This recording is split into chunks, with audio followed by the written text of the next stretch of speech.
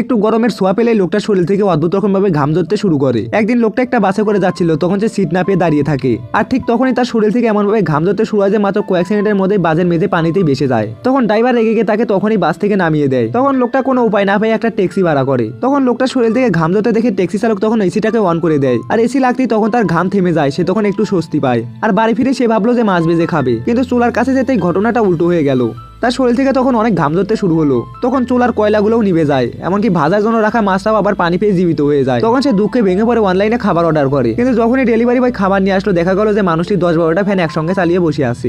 সে তখন সেখান থেকে এক পা বাড়াতে তার শরীর থেকে আবারও বন্যার মতো করে ঘাম ধরতে শুরু হয়। তখন এই দৃশ্য দেখে ডেলিভারি বয় ভয় পেয়ে সেখান থেকে পালিয়ে যায়। লোকটা তখন পেট ভরে খাবার খেয়ে চলে যায় অফিসে। আর তাদের অফিসের ক্লিনার তখন মেঝে পরিষ্কার করছিল, কিন্তু লোকটি তখন ঢুকতেই পা থেকে মাথা পর্যন্ত ঘাম ধরতে লাগে। আর মুহূর্তের মধ্যে পুরো মেঝে আবারও ভিজে যায়। এরপরে তো লোকটি একটি কম্পিউটার ঠিক করতে ব্যস্ত ছিল। ঠিক তখনই তার এক সহকর্মী হঠাৎই দরজা খুলে ফেলে। আর দরজা খোলার সাথে সাথেই মানুষটির জমে থাকা ঘাম ছিটকে বের হয় আর সরাসরি তখন ঝাপটা মেরে গ্রাহকের কম্পিউটারের উপরে পড়ে। আর তখন কম্পিউটারের উপর পানি পড়তে সেটা সাথে সাথেই নষ্ট হয়ে যায়। শেষমেশ তখন তাকে গ্রাহককে নতুন কম্পিউটার কিনে দিতে হয়।